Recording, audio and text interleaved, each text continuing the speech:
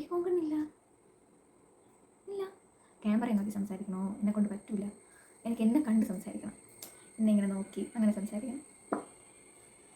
Hi, ഇന്നൊരു കുഞ്ഞ് എൻ്റെ സ്റ്റോറി പറയാനാണ് വന്നേ. ഞാൻ ആദ്യമായിട്ട് പീരീഡ്സ് ആവുന്നത് 9th വെച്ചാണ്. ആ സമയം തൊട്ടേ എനിക്ക് ഹെവി ബ്ലീഡിങ് ആണ്, ഭയങ്കര ബ്ലീഡിങ് ആണ്. എനിക്ക് ഒട്ടും സഹിക്കാൻ പറ്റാത്ത ബ്ലീഡിങ് ആണ്. വയറുവേദനയും പ്രശ്നങ്ങളും തലകറങ്ങി വീഴക്കവും ഇതൊക്കെ തന്നെയായിരുന്നു അവസ്ഥ. നമ്മൾ ഓരോ ഗൈനക്കിനെയൊക്കെ പോയി കണ്ടു. അവർ സ്കാൻ ചെയ്യുമ്പോഴും ഒന്നും പറയാനില്ല. ഈ ബ്ലീഡിങ് നിർത്താൻ വേണ്ടിയിട്ട് അവർ മെഡിസിൻ തരും, ഞാൻ കഴിക്കും, ബ്ലീഡിങ് നിൽക്കും. വീണ്ടും അടുത്ത മാസം ആകുമ്പോൾ പീരീഡ്സ് ആവില്ല. അപ്പം വീണ്ടും ഗൈനക്കിനെ കാണിക്കുമ്പോൾ പീരീഡ് ആവാൻ വേണ്ടിയിട്ട് മെഡിസിൻ തരും, കഴിക്കും, പീരീഡ്സ് ആവും, വീണ്ടും ബ്ലീഡിങ് ആവും. ഇത് തന്നെയായിരുന്നു. അത് കഴിഞ്ഞിട്ട് ഡോക്ടേഴ്സ് തന്നെ പറഞ്ഞു, വെയിറ്റ് കൂട്ടരുത്, മിനിമം ഒരു വെയിറ്റിൽ തന്നെ നിൽക്കണം, വെയിറ്റ് കൂടരുത്, പുറത്തുള്ള ഫുഡൊന്നും കഴിക്കരുത്. ആ സമയത്ത് അങ്ങനെ കഴിക്കുന്ന ശീലമുള്ള ഒരാളൊന്നും അല്ല ഞാൻ. പക്ഷേ എനിക്ക് നല്ലപോലെ വെയിറ്റ് ഉണ്ടായിരുന്നു. അപ്പം ഈ ബ്ലഡ് ഇങ്ങനെ പൊയ്ക്കൊണ്ടിരിക്കുന്നത് കൊണ്ട് തന്നെ ഞാൻ ഓരോ ഡോക്ടേഴ്സ് എൻ്റെ അടുത്ത് പറഞ്ഞത് വെയിറ്റ് കുറയ്ക്കണമെന്ന്.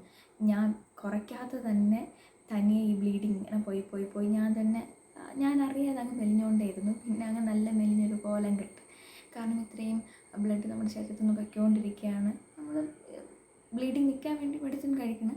അല്ലാതെ ഇതെന്ത് കാര്യമാണെന്ന് ആരും ഒരു ഡോക്ടർമാരും എനിക്ക് പറഞ്ഞു തന്നില്ല. ഇനിയിപ്പോൾ അവർ പറഞ്ഞു തന്നാലും മനസ്സിലാക്കേണ്ട ബുദ്ധി ആ സമയത്തില്ലായിരുന്നു. അത് കഴിഞ്ഞൊരു ഡിഗ്രിയൊക്കെ പഠിക്കുന്ന സമയത്ത് ഏകദേശമൊക്കെ വലിയ പ്രശ്നമില്ലാതെയൊക്കെ പൊയ്ക്കൊണ്ടിരിക്കുകയായിരുന്നു. അത് കഴിഞ്ഞ് കല്യാണം കഴിഞ്ഞ സമയം തൊട്ട് പിന്നെ ഇതായിരുന്നു പ്രശ്നം. ഭയങ്കര ബ്ലീഡിങ്ങും പ്രശ്നവും, വീട് ഹോസ്പിറ്റൽ അങ്ങനെ തന്നെയായിരുന്നു. ഈ പീരീഡ്സ് 7 ദിവസം സഹിക്കണത് തന്നെ വലിയൊരു കാര്യം. അപ്പോൾ അതിങ്ങനെ 10ഉം 12ഉം ഞാൻ ശ്രദ്ധിക്കാതിരുന്ന വേണമെങ്കിൽ ഒരു മാസവും അങ്ങനെ അങ്ങ് പോയി കിട്ടും. അപ്പോൾ അങ്ങനെ ഒരു പ്രത്യേക തരം ഒരു കണ്ടീഷനായിരുന്നു എനിക്ക്. അങ്ങനെ ഞങ്ങളിരിക്കെ 1 വർഷമായി 2 വർഷമായി ഞാൻ കുഞ്ഞുങ്ങൾ കിട്ടുന്നില്ല. ഞങ്ങൾ വിചാരിച്ചു ഡോക്ടറിനെ പോയി കാണാം, എന്താണ് പ്രശ്നമെന്ന് നോക്കാമല്ലോ എന്ന്. അങ്ങനെയാണ് ഞങ്ങൾ സാം ഡോക്ടറിൻ്റെ അടുത്ത് പോണതും. സാറ് ഫസ്റ്റ് ബ്ലഡ് ടെസ്റ്റും കാര്യങ്ങളെല്ലാം ചെയ്ത് വേറെ കുഴപ്പങ്ങളൊന്നുമില്ല, ബ്ലഡ് ടെസ്റ്റും കാര്യങ്ങളിലും യാതൊരു പ്രശ്നങ്ങളും ഇല്ല.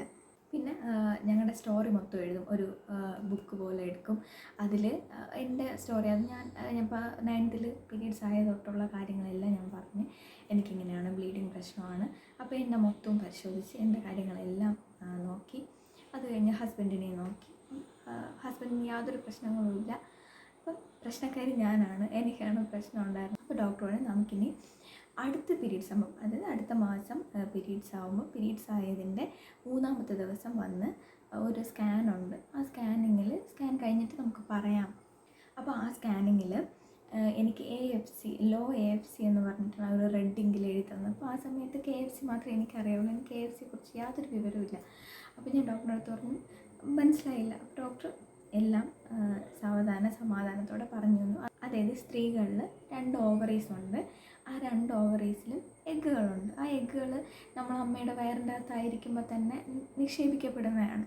അത് ആ എഗ്ഗിനെ നമുക്ക് കൂട്ടിക്കൊണ്ടുവരാനോ അങ്ങനെയൊന്നും പറ്റൂല, എത്രയാണോ അത്രയാണ്. അപ്പോൾ അതെനിക്ക് കുറവാണ്. എഗ്ഗ് കുറവായ ഒരവസ്ഥ, ഇല്ല എന്നല്ല, എഗ്ഗ് കുറവാണ്, ലോ AFC എന്ന് പറയും. ടെസ്റ്റ് ചെയ്തത് പീരീഡ്സിൻ്റെ 3ാമത്തെ ദിവസം ട്രാൻസ് വജൈന വഴിയാണ് ടെസ്റ്റ് ചെയ്യുന്നത്. ഇനിയിപ്പോൾ ചോദിക്കും അത് വേദനയുണ്ടോയെന്ന്. ഇല്ല, അതൊന്നും വേദനയുള്ള കാര്യമൊന്നുമില്ല, തീരെ വേദനയില്ലാത്ത കാര്യമാണത്. പീരീഡ്സിൻ്റെ 3ാമത്തെ ദിവസം എങ്കിലും നമുക്ക് അണ്ടങ്ങളുടെ എണ്ണം അവർക്ക് അറിയാൻ പറ്റുള്ളൂ. ആ സമയത്ത് ഒരു 22 വയസ്സുകാരിയായി ഞാൻ സത്യം പറഞ്ഞാൽ എനിക്കിതെന്താണെന്ന് അറിഞ്ഞുകൂടും. ഒന്നാമത്തെ കാര്യം, ഇങ്ങനെ എഗ്ഗ് കുറവാണ്, അതൊന്നും കേട്ടിട്ടുമില്ല, എനിക്കതിനെക്കുറിച്ച് അറിവുമില്ല. അപ്പോൾ ഒന്ന് അമ്പരന്ന് പേടിച്ച് വിഷമിച്ച് പിന്നെ കാര്യങ്ങൾ പതിയെ ഡോക്ടർ പറഞ്ഞ് മനസ്സിലാക്കി തന്നു. പിന്നെ ഡോക്ടർ പറഞ്ഞു എന്തായാലും അണ്ടം കുറവാണെങ്കിൽ കുട്ടികൾ കിട്ടാൻ പാട് തന്നെയാണെന്ന് പറഞ്ഞു. അത് കഴിഞ്ഞ് മെഡിസിൻ എടുത്ത് കഴിച്ച് നമുക്ക് എന്തായാലും അണ്ടം കൂട്ടിക്കൊണ്ടുവരാൻ പറ്റില്ല, ഉള്ള അണ്ടത്തിനെ ക്വാളിറ്റി ആക്കി എടുക്കാനേ പറ്റുള്ളൂ എന്ന് പറഞ്ഞു. അങ്ങനെ മരുന്നുകളൊക്കെ കഴിക്കാൻ തുടങ്ങി. ഈ മരുന്നുകൾ കഴിക്കുന്നതിൻ്റെ ഇടയിൽ എനിക്ക് സ്ട്രെസ്സും ഡിപ്രഷനും, കാരണം ആൾക്കാരുടെ ചോദ്യം വന്നു തുടങ്ങി, കൂട്ടുകാരുടെ ഇടയിൽ ചോദ്യം വന്നു തുടങ്ങി. അപ്പം മൊത്തത്തിലൊരു ഇങ്ങനൊരവസ്ഥയായിരുന്നു. അപ്പം അതുകൊണ്ട് തന്നെ എൻ്റെ മരുന്നുകളൊന്നും എൻ്റെ ശരീരത്തിൽ പറ്റാത്ത രീതിയിലായി. കാരണം ഞാൻ മൊത്തത്തിൽ സ്ട്രെസ്സും ഡിപ്രഷനൊക്കെ ആയിരുന്നപ്പം കഴിക്കുന്ന മരുന്നൊന്നും ഏറ്റില്ല. അപ്പോൾ ഡോക്ടർ പറഞ്ഞു ഒന്നും അങ്ങോട്ട് ഏൽക്കണില്ല എന്ന് പറഞ്ഞിട്ട് പറഞ്ഞു അടുത്ത് നമുക്ക് ഇഞ്ചക്ഷൻ തരട്ടെ എന്ന് ചോദിച്ചു. ഞാൻ പറഞ്ഞു എടുക്കാമെന്ന് പറഞ്ഞ്. അങ്ങനെ പിറ്റേ മാസം പോയി ഞങ്ങളൊരു ഇഞ്ചക്ഷൻ എടുത്തിട്ട് അടുത്ത് വീണ്ടും സ്കാനൊക്കെ ചെയ്തപ്പം കുറച്ച് മാറ്റമൊക്കെ ഉണ്ടെന്ന് പറഞ്ഞു. അത് കഴിഞ്ഞ് വീണ്ടും ഒരു ഇഞ്ചക്ഷന് വേണ്ടിയിട്ട് ഡേറ്റൊക്കെ എഴുതുന്നു. ഞങ്ങൾ അന്ന് പോയില്ല. പോയില്ല എന്ന് വെച്ചാൽ ഞങ്ങൾ തമ്മിലൊരു ചെറിയ വഴക്കും പിണക്കമൊക്കെ വന്നപ്പോൾ പോയില്ല. സർവ്വസാധാരണമായിട്ടുള്ള കാര്യമാണല്ലോ. നമ്മൾ പോയില്ല. പോവാതെ ആ മാസമാണ് ഞാൻ പ്രഗ്നൻ്റ് ആവണത്. അതെനിക്ക് ട്രീറ്റ്മെൻറ്റോ കാര്യങ്ങളൊന്നും തന്നിട്ടില്ല.